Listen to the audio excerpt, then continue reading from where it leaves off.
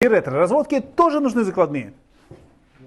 Некоторые думают, что если провода вот идут так вот открыто, что нигде ничего не прячется, то и отверстия нигде никакие не нужны. Но это ошибка. Конкретно наш случай. Имеем дом, в котором делаем ретро-разводку. Протянули провода, установили приборы, установили и собрали щит. Осталось только завести питающий кабель и выкинуть заземление.